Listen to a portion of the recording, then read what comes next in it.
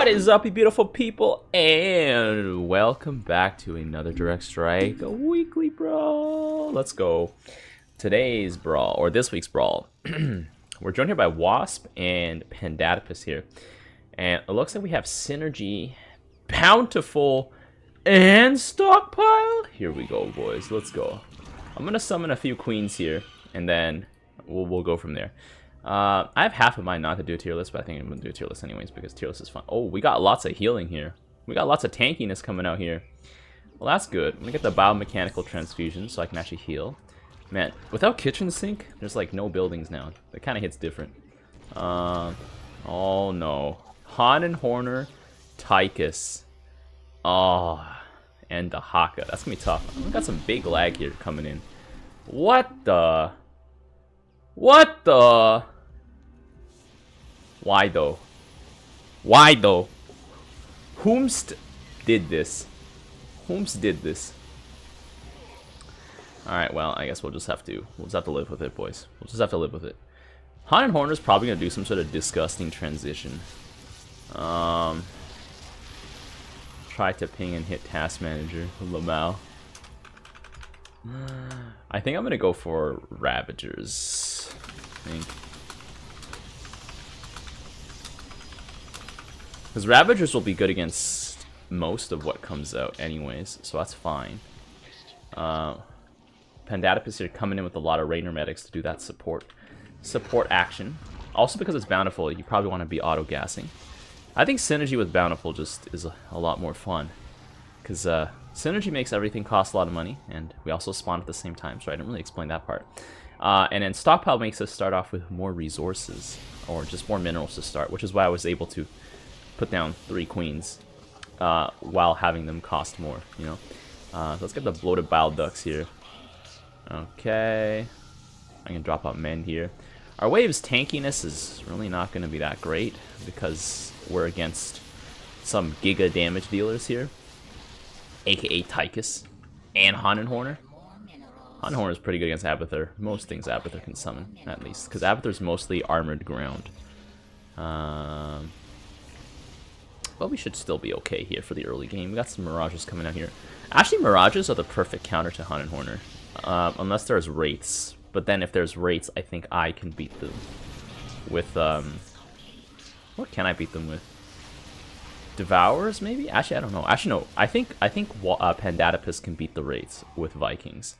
Deimos Vikings, I think, actually get beamed by Mirages, which is actually a little bit funny. Because I think it's because the Mirages can dodge the bulk of the Deimos Vikings' initial damage proc. So, there's that. We got some Banshees coming in here. I'm just going to stay ground. We got to stay grounded here. Alright, let's go. Almost pressed WASD. Oh my god. But anyways, yeah. Oh. There we go.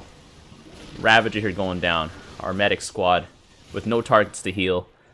And they're dead, boys. Man. Alright, well, for my teaching job that I just started this week, guys, this is actually... I don't know, boys. I think I've actually started to adapt to it, but now I'm going back into in-person teaching again. We literally had our schools shut down for in-person for 1 week, and then the government is like, Lamau, go back to school, but actually anyone who wants to go to a gym, you're not allowed. And I'm like, bruh, I need to climb. I need the serotonin, boys, from the climbing. But yeah, I think honestly, the first 2 days of the job was actually low-key, like, I was like, what's going on? What do I do? Objective, survive! But now I think I have a little bit of a better idea, but we'll see here, because we're going back to in-person, so that might shake things up a bit. But honestly, like, just getting thrown in there, it's one of those experiences, you know? It's like D-Day, you know? They train you, nothing prepares you for the bullets hammering on the landing craft, and then the door comes down and you're like, oh no, oh, we gotta go. So anyways, I think I need to probably add, I don't know, like, I could add some Vipers maybe? I feel like our frontline is just getting meltated. I don't have anything for the frontline besides, like, Roaches. And Roaches are suboptimal frontline against Han and Horner at the very least. We're just gonna have to give up our bunker here, which is, I don't know, it's not a big deal. We got some fire bats coming here from Pendatipus. We got a Nux coming in here. I don't think Nux is gonna be too strong right now, at least. Like, we got our fire bats and our sentinels. Oh my god, the Tychus grenade is just so devastating here. I think Tychus works really well with a team that can back him up with fire support. I just realized I was too busy talking to put down more Ravagers. Oops. Oops. Alright, don't worry about that part, boys. Don't worry about that part. I definitely need some Vipers. We've got some carriers coming out here. Like, the three of us together are a pretty strong air commander, like an air force. We're a pretty strong air force here. That's a lot of Hydralisk. I'm gonna try 4 Vipers. I think with a few Vipers, this might actually turn the tide a little bit here. We're gonna need some Wraiths. There's a Wraith here. I'm gonna ping that Asteria Wraith. Oh man. Actually, the Wraiths can actually do pretty well against our Ravagers because they can just dodge them. Well, I can just mend the wave here. Like, our team is actually very tanky because we got like Raynor, we got Karax, and I got Abathur here. Like, I'm healing stuff. Our damage output could be a little bit better, but honestly, like, sometimes just not dying equals to doing damage, you know? Sometimes, if you're too thick, your opponents can't kill you. Like Nux here, I think, is getting outgunned by this Ravager. It's actually kind of sad. Nux is getting outgunned by that Ravager. Oh, have we reached critical mass here? We're stacking here a little bit. A little bit. I'm gonna drop a Mend here. I'm gonna slam down a Viper. That's Viper number 1. He out here wilding. I'm gonna need like 2 or 3 more. At least 2 or 3 more. Because Vipers will make these Hydralisks kind of useless. And I just realized that I have done the forbidden combo, known as buying Vipers and Ravagers at the same time. So I'm gonna turn off the Balducks actually. For now. And then I'll turn them on. There we go. Now we'll turn them on. I don't know, boys. A little bit of a counter synergy there, but I think we do need it to help support our team here. That's the thing, like, getting Ravagers kind of feels a little bit bad with the Vipers. I don't know. Maybe I'll just put the Vipers a bit more forward. Maybe that's the solution, you know? Do I want Viper to have Abduct? Yeah, it's just abducting random, like, whatever units here. My Queens are getting turned to mincemeat, like, almost right away. That's not good. Let's get another Ravager here. Oh man, that's a big stack of Daemos Vikings and Hydralisk. And I hear some Asteria Wraiths. Yeah, there they are. They're over there. There's out here chilling here. Boom, boom. Okay. The ground units are getting, like, crushed here, or the remnants of the ground units are getting crushed at least. We probably need Pendatipus to scan a bit more, because I think Pendatipus is Raynor, so scans are free. Should probably mention that. We're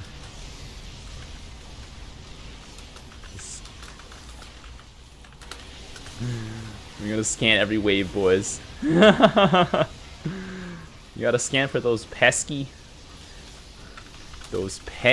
wraiths. Those pesky wraiths, boys. Can't let them exist out here, boys. There we go. Yeah, super zoned out. There we go.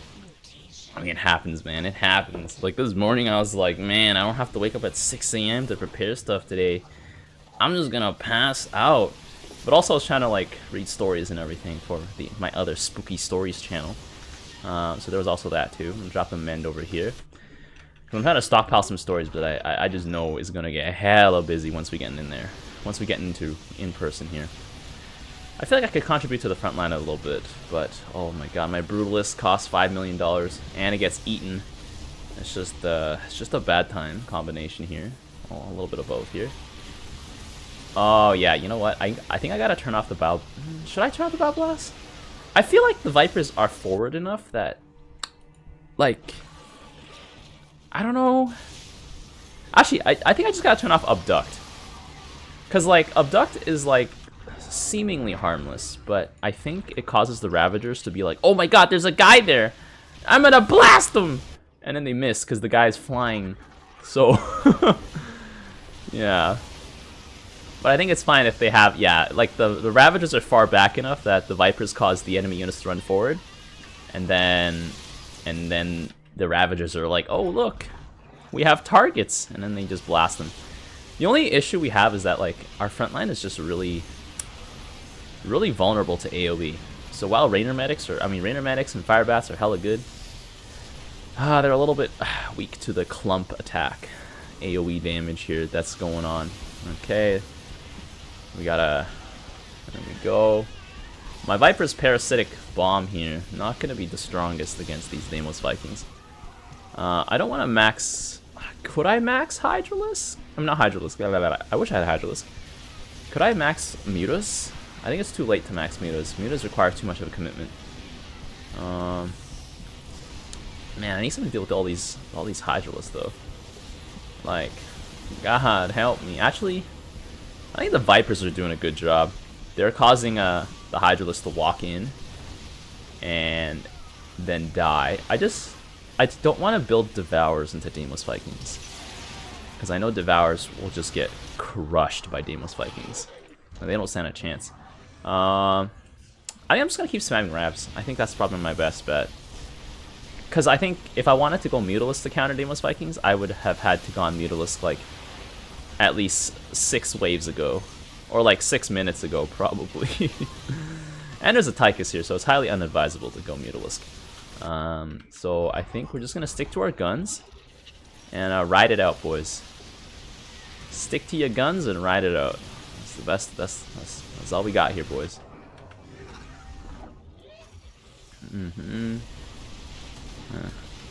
I'm gonna keep piling on Ravagers.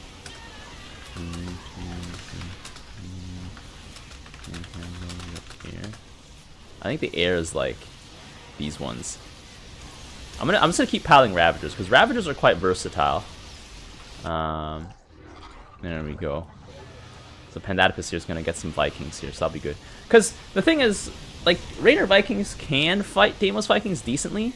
Like decently, they do a decent job. It's just when the Deimos Vikings like walk underneath them and like do their own sus stuff. But if they try to walk underneath, they just get obliterated. I feel like our ground forces here are quite strong. Wasp here is quite tired. I think Wasp is all the way in Europe. So like right now it's like 12 here, but like it's like 6 or 7 p.m. in Europe, I think. I don't know. We're all tired. Yes. Man, it's a Friday afternoon right now. I have to teach today because we have a teacher, like, professional work development day, also known as teachers have to write report cards today. But because I literally started this job a week ago, I simply don't have anything to write a report card about, so there's that. Oh man, I don't know. I feel like the hardest part for teaching is just like the first few years, and like, you know, once you get used to it, it's just about getting back in the saddle, you know, like getting back in the saddle, boys. There's so much of it is just like, I think it's just stuff you have to learn like in the environment, you know, like school can't prepare you for this, ironically. Oh man, because apparently like teachers have like one of like the highest dropout rates of any profession, apparently, or at least like fresh teachers. If you can make it past the first 5 years and still not like become like an unenthused teacher, then probably you've made it. Anyways, the Ravagers are crushing the Remnants here. Let's see. Yeah, what if it is Frontline that I need? Yeah, my Ravagers are not doing too well here. There's a lot of Nux Psystorms here. Kaz says get 5 spaced out Mutas. Okay, well Kaz is walking. There we go. Kaz is watching solo. Kaz is like 5 spaced out Mutas. And we got 1 here, 1 there, and 1 there. I only got money for 3 right now. And then I got another 1 here. There we go. Get 5 Mutalisk. Okay. Alright. Okay, so at least that was at least a good decision. Like having a few Mutalisk, you know? Can I have Mutalisk? We have Mutalisk at home. Mutalisk at home. Or something like that. I don't know. Ravagers here just gonna demolish the Haka here. Okay. There's a lot of impalers here. What the? What the? I'm gonna evolve some missile weapons here. And then I'm gonna get another Ravager over here. I don't care about armor, boys. We just gotta kill. We just gotta kill. You know, I gotta get some armor points too. I gotta get some armor points too. Should I get Vicious Glaive for my 5 Mutalisk? Whatever. I guess I'll take it anyways. Like, whatever. I'll take it anyways.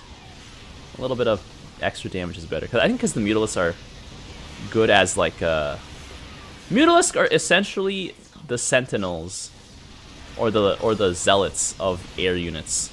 They just run in there and die in the melee mode. That beam was a lethal, boys. That beam crushed it. Oh, don't scan. If I need a scan, I gotta get Pandatipus to scan here. Rainer Vikings here are doing God's work over here. Nux is a light unit. Oh, and he's also gonna get clobbered there. There we go. There we go. We got our detection coming in here. Ravagers dropping that Bile Blast on those frontline units here. They're getting smacked. There we go. Stick to the guns, boys. Stick to your guns. Like, Abathur Air just simply cannot beat Han and Horner Air, I think. Just from experience. It's just tough. There's a bunch of Impalers over here. Man, kill those things. Kill those things, Dollar Store Siege Tanks. There we go. Kill them things. There we go. There we go. Gonna drop a Fat Mend over here so we can kind of reduce the damage of the Nux. There we go. Because one of Abathur's best anti-air units, which is the Devourer, just gets completely bodied by a Deimos Viking. And they cost... I would say they cost essentially the same thing, I'll be honest. Like 285 minerals and, what, 360? The difference isn't really that big. And if Abathur goes Mutalisk to try and match, we're just going to get beamed here. Pandatipus here. Cass says, good job. There we go. Man, I need some more coffee, boys. Ooh. I mean, I'll be honest, Pandatipus here has like a pretty solid front line for us here. Oh, I'm seeing some bad signs though in terms of whatchamacallit. There's some creeper hosts. I don't know if I need to. Should I go for Hyperion now? I mean, that could be good, but Hyperion is gonna cost like $5 million though. Could be good. There we go. It also costs so much. Uh-oh. We gotta drop a scan here. We gotta scan for these Impalers here. There we go. I'm gonna get some armor up here. I'm gonna drop a Mend. Oh, those Mirages all got bodied there. Oh my god. I think all my Ravagers are too busy trying to kill Dahaka here. Alright, come on tanks. Fast siege up. Boom, boom. Boom. Oh no. You know what I need? I think I need a few more Vipers. Just like Parasitic Bomb and like whatnot, you know? Because that stuff does stack at the end of the day. It does stack. I want to have my Vipers at the front as much as possible though. I think as long as I have Abduct off, I think it should be fine. Because the Blinding Cloud or Disabling Cloud at least slows down our opponent's units. So the Ravagers are still more likely to hit them than anything else. There we go. We got the Parasitic Bomb coming out here. It looks so weird on the Assault Galleons. I think we're just getting overrun with the sheer AoE right now. Yeah. I might need a Brutus. I might need like 6 or 7 Brutus, I think. Okay, I'm gonna switch over to get Brutus. I'm gonna swap to Brutus. I'm gonna swap to getting some Brutalisk here. Oh man. Hyperion! Oh my! Alright, we have to survive this push, otherwise Hyperion is... Oh, Hyperion is gonna be here. Hyperion is gonna be here. I'm gonna drop a big Mend over here. That is a power play. Power play initiated. Alright, boys. Give me that Bruta. This first Bruta is sacrificed to the Blood Gods, also known as Dahaka. He's gonna eat it right away. But oh man, there's a bunch of impalers here. That's gonna be a little bit. I think all that's left here are our Vikings actually. So not too bad honestly. If I have the Brood at the front, this is turning quickly into like just a very deadly air battle. My Ravagers can still support. We need ground front line. Yeah. I'm gonna spam Brutas. I'm gonna spam Brutas, boys. I'm gonna spam Brutas. I think at this point, but like they just cost $5 million, so that's the only problem. Laser beam! Laser beam! Oh, that was close. I think maybe I had too many Ravagers, maybe. I don't know. I think our only weakness was just like our front line. I think I needed to get some Brutalisk a little earlier than what I did. Like then when I did get it. Wasp are doing quite a bit of damage on our team, but wow, the enemy team did so much damage here. Damn. Pandatipus are tanking the most though. Well, if you guys, should I do a tier list? You guys want a tier list? I'll do a short tier list. I'll do that. Okay, I'll see you guys there. Alright, and we are back. Let's get right to it. So Brawl modifiers, you know, just another little recap here. We got Synergy, 50% increased price of units, but y'all spawn together, the entire team. We got Bountiful, which means more money from your refineries, and we have Stockpile, which means extra starting minerals. So the game will start off a little bit faster. Overall strategy, I think what we'll have to have is a teammate who is focused on AoE, or maybe AoE / support, that could work. Have a teammate that's focused on siege / sort of backline, midline, sort of, you know, heavy fire support, and have a teammate focused on frontline / support. I think that's usually like the best sort of mix for a team if we're really going to try and play some synergy here. So I actually have the tier list divided up for these precise roles, because I feel like with the synergy tier list, I haven't really been doing it justice in the past, because I feel like I've only been rating everything just all at once. So here's what I think is great for AoE. I actually think Manx is great for AoE because of his high power black hammers that'll obliterate most things that have air. Now Manx's AoE, granted though, while it's very good, it takes a while to get there. Like you need like probably 3 black hammers, and then you'll start cooking with some fire. But that being said, shock divisions are ground AoE, so are Emperor Shadows, and even Aegis Guards pack AoE. So basically every single Royal Guard Manx has is going to be dumping some amount of AoE, and maybe with the only exception of, what is it? The Sky Fury. That's literally it. Even the August Grad is like the king of AoE. So I feel like Manx has a very high roll AoE potential this week, and I feel like, I don't know, just shock divisions by itself is like good enough for AoE, I would think. While it doesn't dominate the skies, it has the flexibility of being mounted on a medevac. So there is that. Next, we have the queen of AoE herself, Zagara. Abs are potent, but also Zagara Banes do quite a lot of damage, and they explode twice. So that's just AoE central. Scourge might not have as great of a time against enemy air. But they still do AoE, still very potent. I'm just more looking towards Zagara's just very heavy punch potential on her ground, more so than anything else. Abathur, I think, also has very good AoE in the form of Ravagers. Ravagers have a decently low cooldown on their Bile Blast, and it hits air and ground, and if you're really sweaty about it, you can micro it. So that's a dream, boys, for the AoE, all the AoE stuff. It comes up, it deals decent amount of damage, comes up really quickly, and you know, really don't have to worry about like whether or not I can hit air or whatever. He also has Vipers, which deal a decent amount of AoE, and they do a good job with sort of like the disabling sort of role, so not bad as well. In the A tier, we have Commanders, who I think are also very potent with their AoE, but I don't think they're like super strong. That would be the S tier, but like they're still really strong. So Karax, he has very potent AoE on the ground in the form of the Colossi, the Purifier Colossi. I think it's so strong that it warrants a position in the A tier, because Karax has no AoE in the air.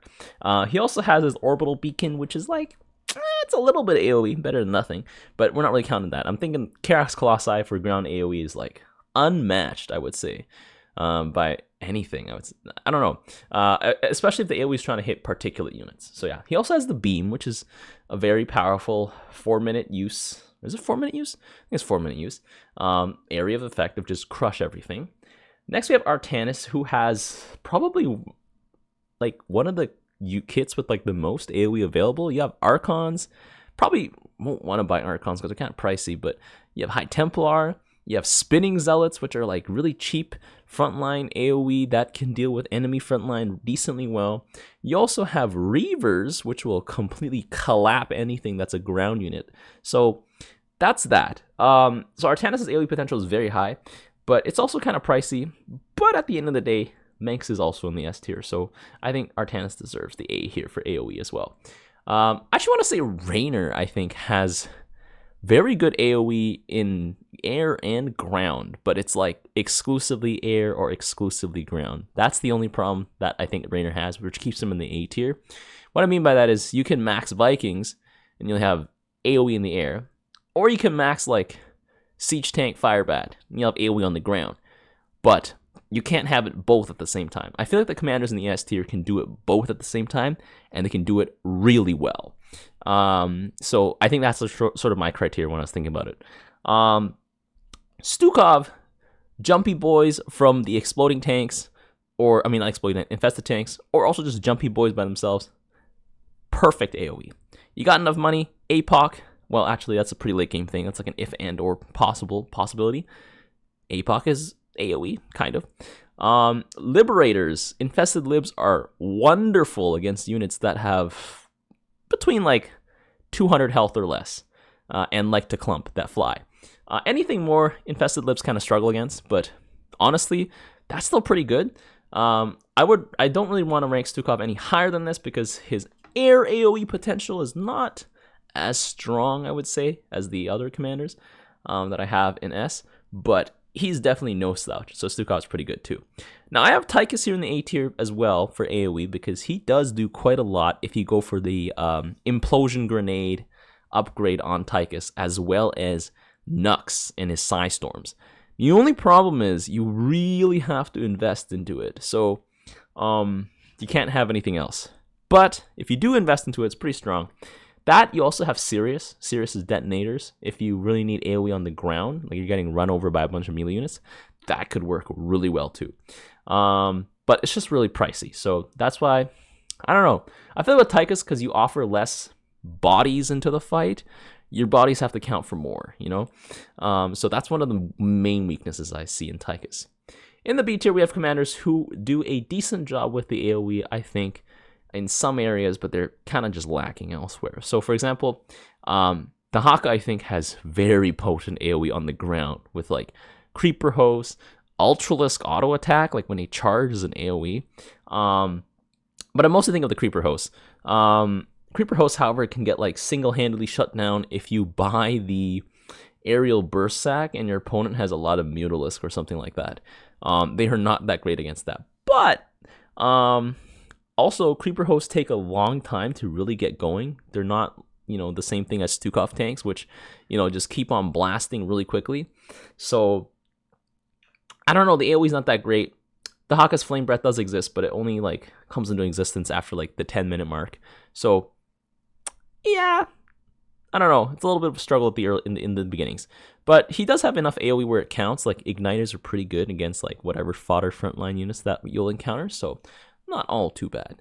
Nova's AoE, I think, comes in the form of, obviously, her Hellbats, as well as her siege tanks. Her heavy siege tanks, I think, will offer really good AoE. However, with every big battle in Direct Strike, it's going to end up going into the skies.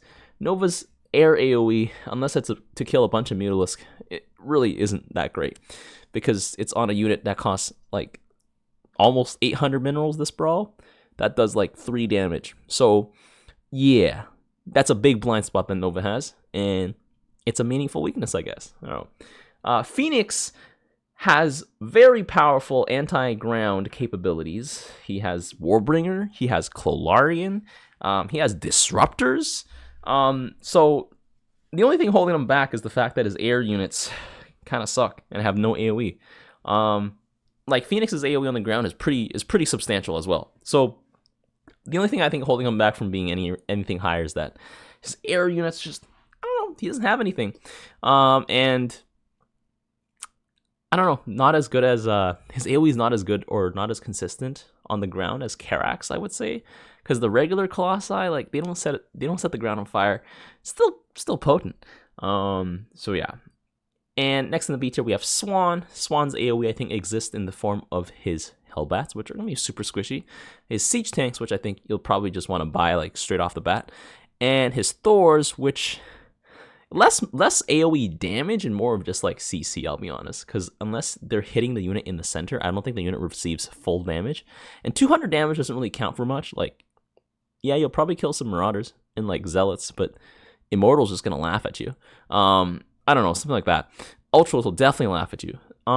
Science Specialists also offer good anti-bio AoE, but you'll need quite a few of them for them to like really start like, you know, really start laying down the beatdown. So I think Swan also doesn't really have any good, like, really solid air AoE. Like, Thors can handle Mutalisk, like, okay. They do an okay job at it, so yeah. Next, we have Stetman in the B tier.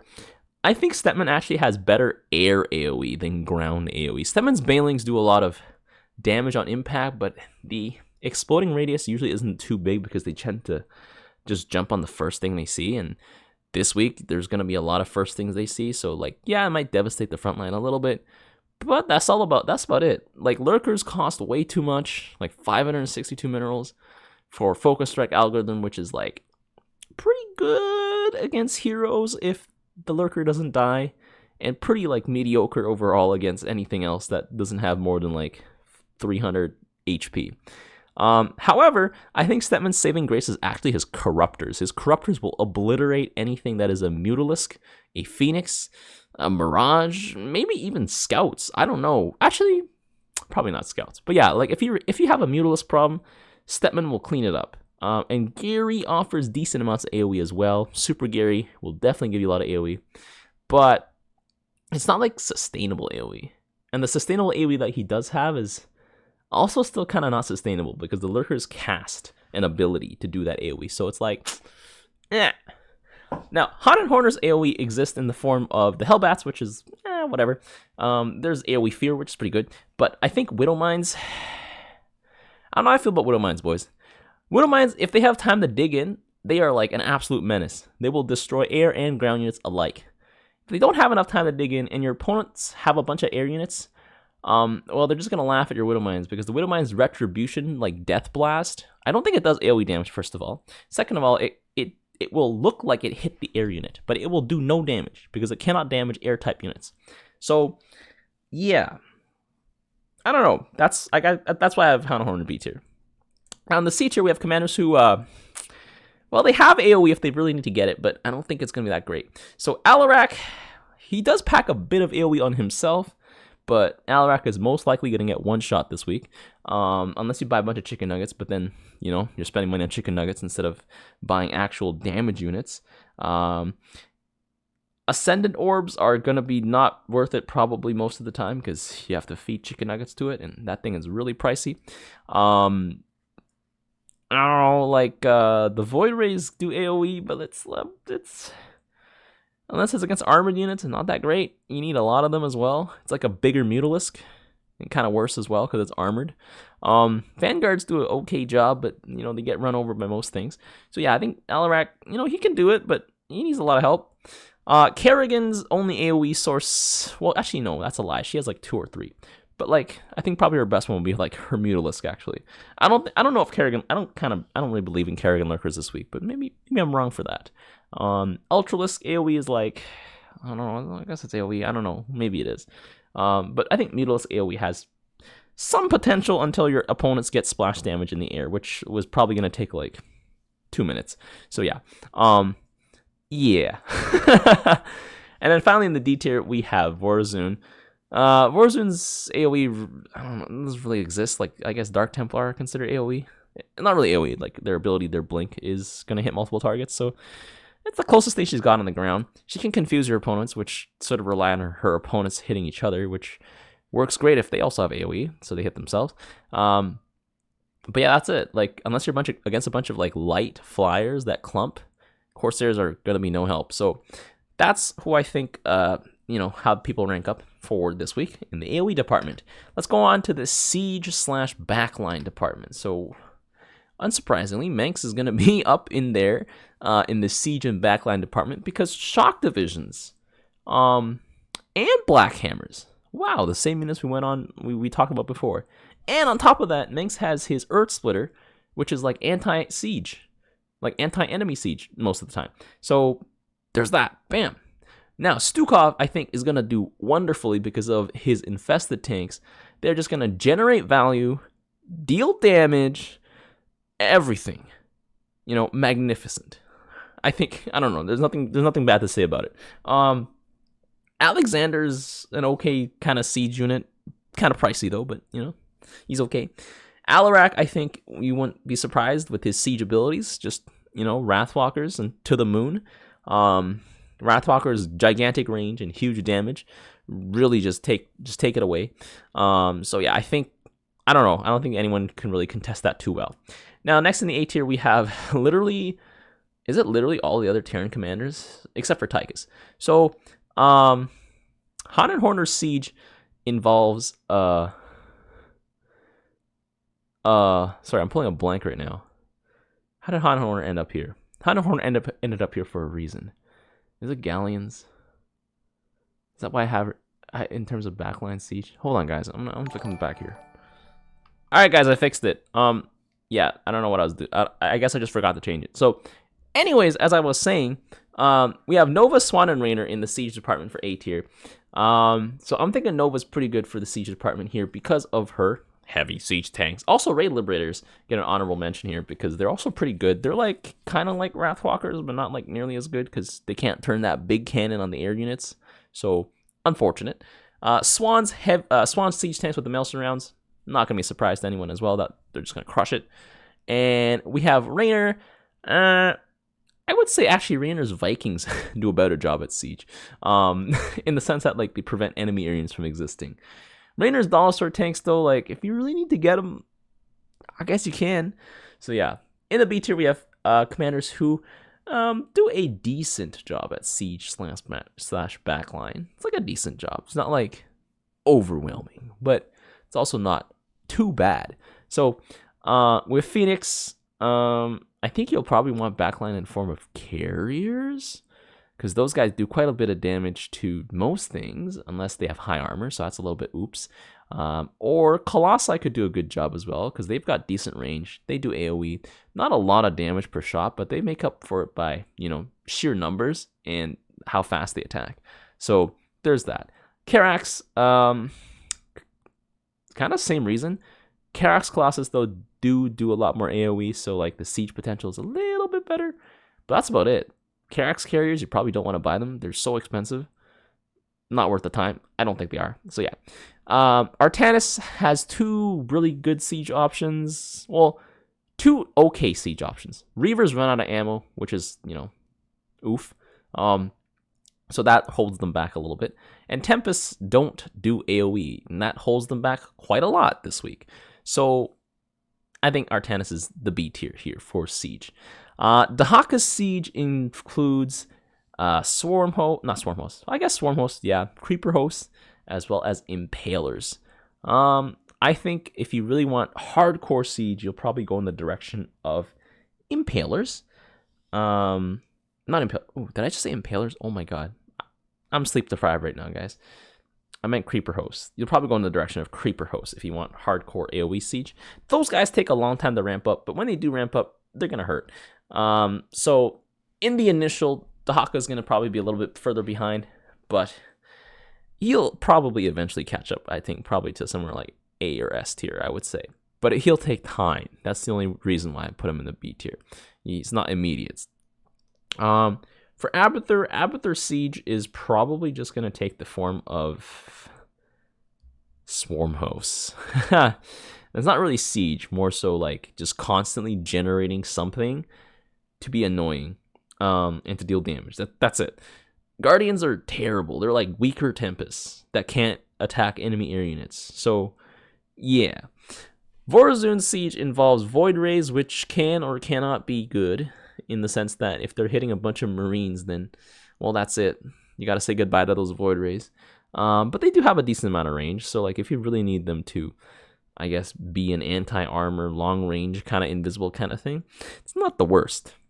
Tychus, unsurprisingly, does not have the best siege in the game because, well, Tychus does not have a siege tank hero. Can you imagine if Tychus had a siege tank hero, boys? Anyways, if you want to siege as Tychus, it'll probably be Sirius. He builds stuff and, like, stays alive for a long time. But yeah, I don't know. If you want a backline, I guess you can also have, like, a Kev who does a decent amount of damage. You'll have to upgrade him all the way, though, so that's, like, not as great with the AoE, so yeah. So now we finally have Hunt and Horner where they actually belong, in the sense that I don't know about Hunt and Horner's siege. They don't really have a siege unit. They just sort of run in there and like do damage. That's sort of the Hunt and Horner experience. You just do damage.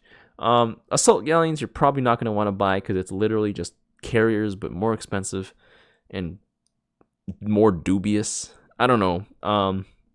Carriers on Hunt and Horner, like, you need so many of them to pay off, and like it's probably more efficient to like just buy Deimos Vikings this week. So yeah, the siege on Hunt and Horner, not that great. In the D tier, we have the most suspicious siege suspects here. So Stetman's siege unit is the BCL. Yeah, we're done with that one. He also has the Lurker, which is, I don't really want to say it's a siege unit, I'll be honest. Lurkers don't have too big of an attack range, so it's like. Next, we have Kerrigan. Same idea. Kerrigan's siege unit is the Lurker as well, but without the cool Focus Strike algorithm ability. And it's going to cost more than a siege tank. Like, it costs 310 minerals, which is more than a Swan tank, to put in perspective. Yeah, don't buy Kerrigan's siege. And Zagara doesn't have a siege unit. She doesn't really siege. She just runs in there. I mean, Hunter Killers, I guess, are like the best thing that she's got for siege, which it's more like a midline unit. Not bad though, but you need quite a lot of them, and they don't have quite the same impact as tanks. So now on to frontline and support together. So I think Zagara actually is going to be pretty good in frontline, not because her frontline stays alive and stuff. It's because her frontline is the kind of frontline that makes the enemy frontline disappear, while also doing its job. So it's got a dual purpose. I feel like you can't say no to that. I'm just thinking of like just abs. Ab spam to the moon. The abs run in, take a bunch of shots, blow up, kill the enemy front line, bam, wide open. Karax, I think, is also going to be pretty good with the front line because his Zealots have 2 lives. Just because they reanimate, they cause the enemy to drop aggro from them, to start aggroing some other things, and then suddenly the Zealots come back, and they're like, huzzah, and then like they confuse the enemies a bit more, so I think that's pretty good. Vorazun's frontline is also not too bad, I would say. I think Centurions, as well as Corsairs with the Disruption Web, those two go together real nice. So you can just stun, CC, stop your opponents from doing stuff. That's just Vorazun. You just gotta be like bamboozle, drop some oracles, CC them. But yeah, I feel like the oracles gonna be harder to micro. I have never figured out how to do it. But if you know how to do it, you could potentially just lock up the entire enemy wave, which is crazy. Stukov, I think, is also going to be a very, very good frontline. Very simple, very micro, not intensive. Put down a bunch of civilians. If you need something bigger, put down some bunkers. If you need something even bigger, you can get an APOC. That's it. That's it. I feel like there's no... Stukov just does everything really well this week, I think. So Stukov is definitely somebody to look out for. Next, we have Raynor. Raynor's frontline / support exists in the form of Firebats and Medics. So Firebats are pretty good for the first 6 minutes of the game. But Medics will stay pretty good for most of the game in terms of just their healing, damage reduction, and everything. So I think Raynor's support abilities is actually a lot better than it appears. Next we have Abathur in the frontline support department. Abathur Queens can heal anything, so you can biomass those bad boys if you like. Abathur can also go for a Swarm Host route for tanking frontline. You probably don't want to get Roaches this week as Abathur, because Roaches will die they'll drop like flies after like the first 3 minutes. So you probably don't want roaches. You probably just want to spam cockroaches, also known as locusts. And Abathur support with the Vipers. Don't forget that one too. So I think Abathur frontline is going to be pretty solid. If you really need something big, you can buy Brutalisk. But as you saw in this last game, Brutalisk are, ooh, how should I say it? It's not the greatest. But if you need to, you can have them. The Hawk, I think, is also going to have a very solid frontline potential with his Ultralisk, himself, and Tyrannosaurs. I think the Hawk Ultras are really good because when they charge, they stun. And that little momentary stun, that AoE stun, just keeps them alive a little longer because it just prevents them from taking damage in that moment from whatever they hit. So I think the Hawk is definitely no slouch for this week's frontlining as well. In the B tier, we have commanders who can frontline if they need to, but it's not the most stellar work. So, for example, Nova, you have her Hellbat Rangers, which you'll probably have to replace with Hollow Decoys at some point.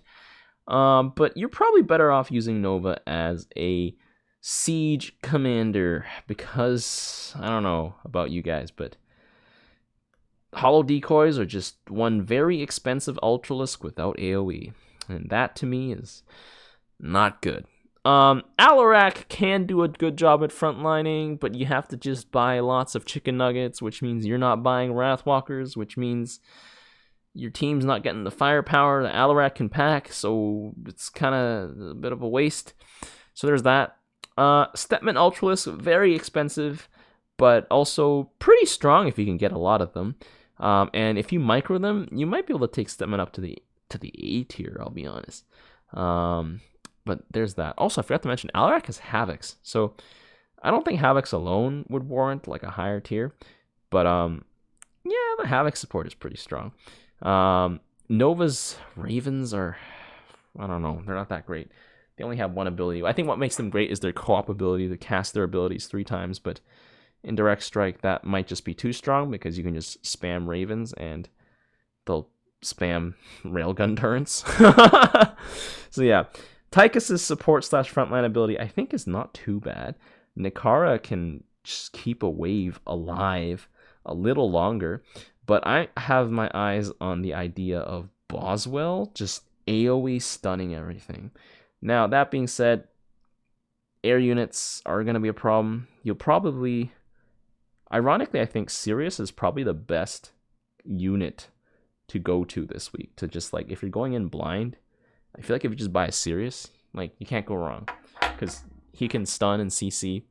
He can kind of frontline or midline. He can kind of support too by being a detector with his turret. Like, Sirius just does everything that you kind of need. So, yeah. Anyways, on to the next tier. We have Artanis here. Artanis' frontline is pretty fragile. Like, the Zealots are like cheaper versions of the Karax Sentinel in the sense that you can kind of give them a second life, but not really because they don't come back at full health. But they have the added benefit of having Giga AoE while they are in there. But yeah, I don't think Artanis has anything else to frontline with. Like, I don't know. You got Immortals and Archons, but those guys are very expensive. And compared to the other things, like, it's just not cost effective. And they don't get close enough. Like, they're not hugging the opponents. You know, if you want front line, you got to be hugging them. Although, honorable mention to his shield, which does kind of help every 4 minutes. It's pretty impactful, so there's that. Manx cannot frontline for his life because his units just clump up and explode. He is Ultralisk because they just walk in, don't have the advantage of the charge that Kerrigan and the Hawkers Ultralisk have. And Stepmans. So, yeah. Just not great. They're just punching bags, really. And if you're buying punching bags as Manx, you don't get access to everything else that he's got, which is very bad. You might as well just pay someone else if that's what you're doing. Phoenix is just like worse Karax with his Legionaries. If you need to frontline as Phoenix, it's just once your opponents hit critical mass of like Flame Boys of some version, your Zealots just all disappear. So not great. Kerrigan, I actually have her in the C because her Tarrasques are very expensive, and they're gonna get focused down so quickly.